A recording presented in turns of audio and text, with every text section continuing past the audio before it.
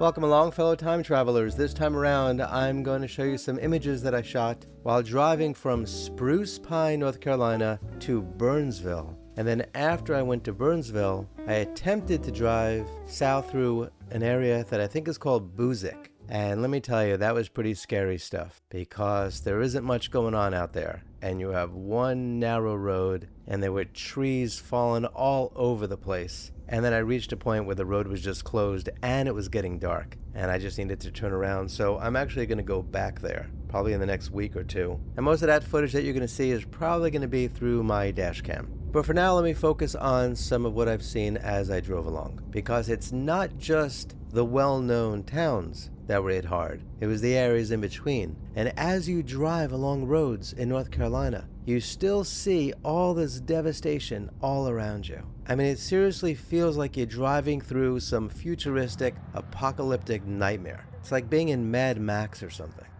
You kind of expect to run into Mel Gibson and hear him say something like, "2 days ago, I saw a vehicle that could haul that tanker. You want to get out of here? You talk to me."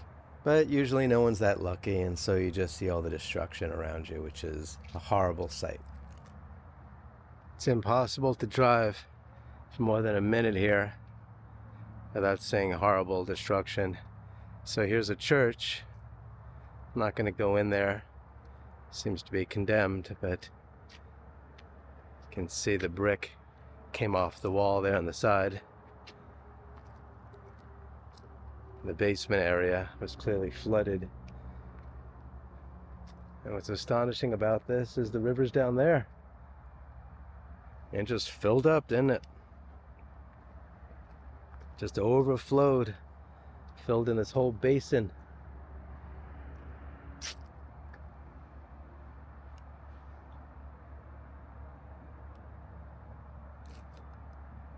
can see the road over there. Good portion of it must have collapsed. They're putting the gravel back.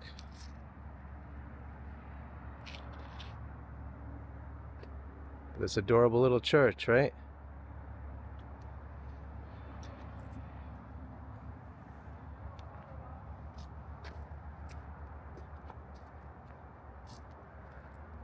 So they're clearing that out.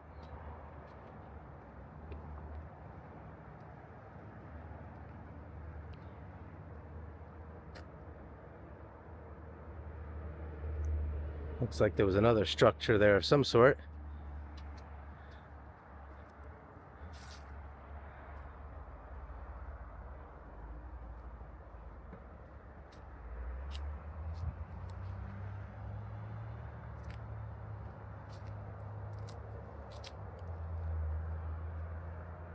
What a mess.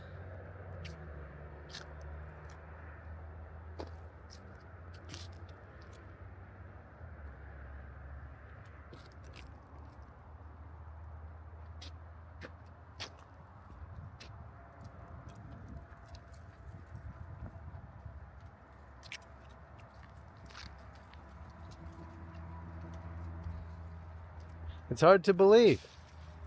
You know, you drive, we got this beautiful river, and then one day it's like the river turns on you. The water's got to go somewhere. There's just so much it could handle. Wow. Look at this bridge. You can see some destruction right there. But I assume you've got structural engineers here that this is safe. Not looking too safe.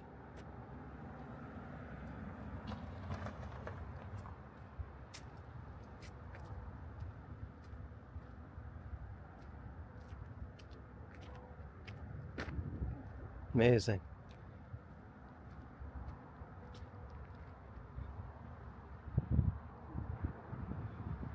Yeah, it looks like a good portion of that road, if not all of it, was washed away.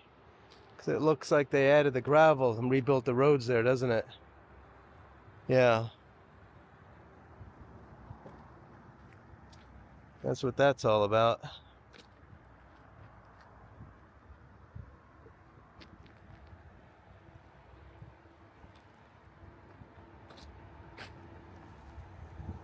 That's a lot of destruction.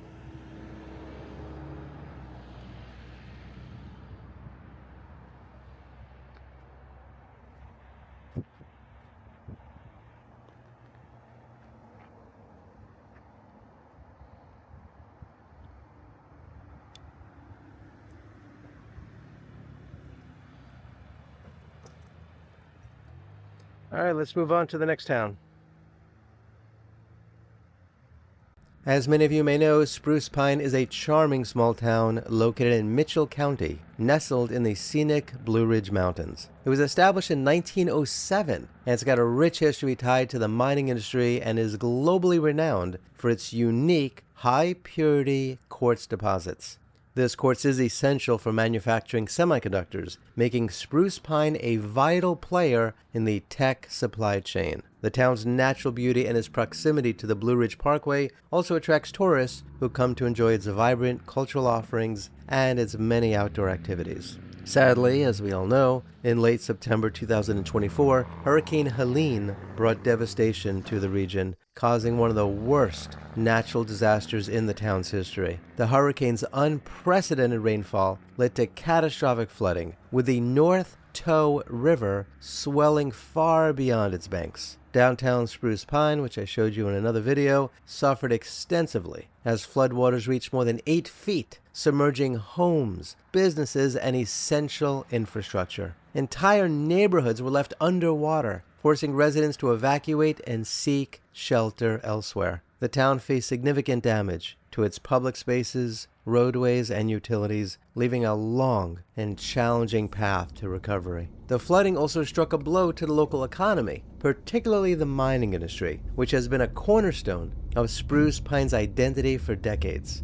Two of the companies that were responsible for producing the high-quality quartz used in the global tech industry had to shut down due to the disaster. This disruption raised alarms internationally, as the specialized quartz mined in Spruce Pine is critical for the production of semiconductors, an industry already under strain from global shortages. For local businesses, the flood was nothing short of catastrophic. Many small, family-owned establishments in the downtown area were submerged, losing inventory and facing costly repairs. Residents too suffered immensely, with homes rendered uninhabitable and cherished possessions destroyed.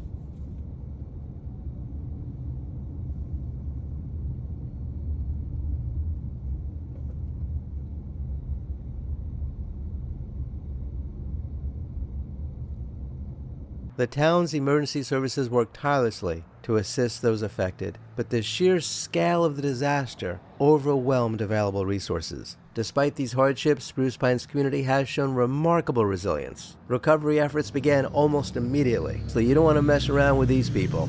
They jumped on it and helped each other out and got things rolling. Local organizations and volunteers stepped up to help those in need. Cleanup crews have worked around the clock to remove debris and restore essential services, while outside aid has trickled in to support the rebuilding process. Town leaders are already discussing long-term strategies to mitigate the risk of future flooding, including improvements to drainage systems and potential riverbank reinforcements. The flood has also highlighted the town's sense of unity. Neighbors have banded together, providing food, clothing, and shelter to those hardest hit. For those of you who have been watching me for a while, you know I started off coming out here to see what I could do to help out with the cats and dogs. People were in bad shape, but there were plenty of people helping people.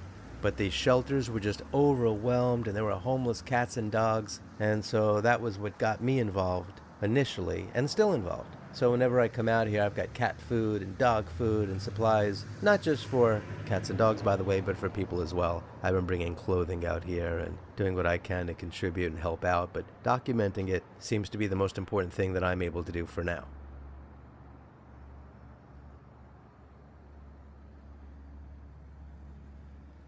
Fundraising campaigns and local events aim to bring in much-needed financial support for recovery efforts, while also fostering hope and determination among residents.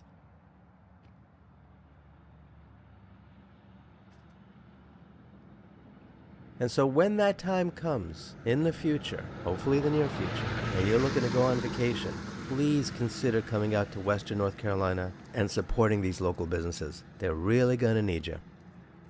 Now let me tell you a little bit about Burnsville. I had never been there before Went there for the first time, and let me tell you, this is a picturesque town, also nestled in the Blue Ridge Mountains. It was established in 1834, and it's got a rich history and a vibrant community. The town is renowned for its proximity to Mount Mitchell, which is the highest peak east of the Mississippi River, and it's got a thriving art scene, highlighted by the annual Mount Mitchell Crafts Fair, which you should check out when you get a chance. It's got a population of about 1,700 residents, and it embodies the charm of small-town America, offering a blend of natural beauty and cultural heritage.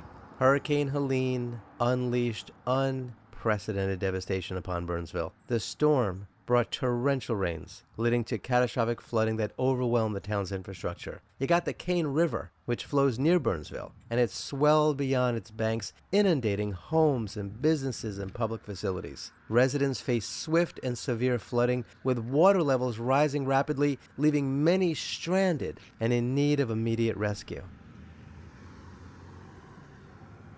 For way too long, the only way to help some residents was to reach them by helicopter. Numerous homes were either severely damaged or completely destroyed, displacing families and leaving them without shelter. Local businesses, the backbone of Burnsville's economy, suffered extensive losses. For instance, the South Bend Free Will Baptist Church, a cornerstone of the community, was heavily damaged, prompting nationwide efforts to aid in its restoration. Highway 80, which is a vital route for residents and emergency services, sustained significant damage, with sections washed away by floodwaters.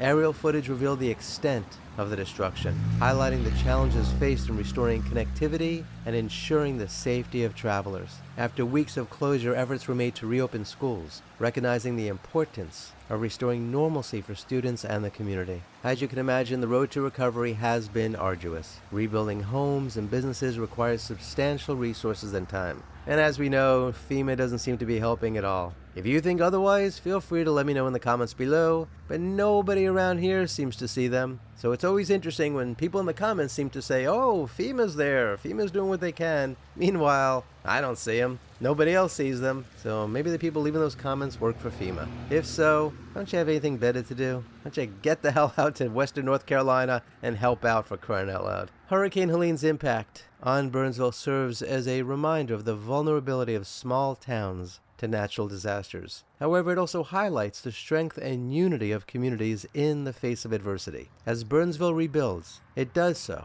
with a renowned commitment to safeguarding its heritage and ensuring a safer, more resilient future for its residents.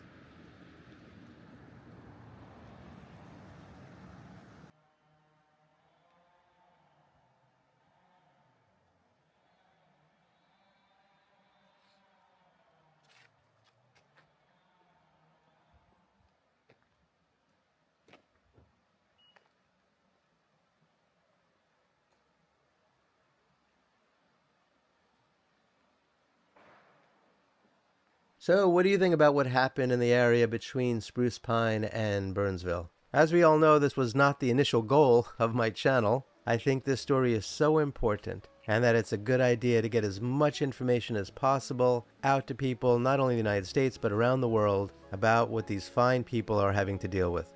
I'm hoping that if you're able to, you could volunteer your time, or maybe donate some money, or consider coming out here in the future, because this really is a beautiful place, and the people here deserve all the kindness and help in the world. So I'm going to keep on coming, and hopefully you'll keep on watching. Can you do me a favor and like, share, and subscribe to my channel and hit the notification bell? Because there are going to be more shows like this one, and I hope you check those out too. Please check out the links below to learn how to support my research and productions. My channel is sponsored by campfireshop.com, which is my company, by the way, where you can order the highest quality and exclusive candles, herbal supplements, teas, and more. You cannot find these things anywhere else. They are all made specifically for me and for Campfire Shop. I would also appreciate it if you could become a member of my channel and or join me on Patreon, where you can watch exclusive walk-in tours of cool places that I've been to.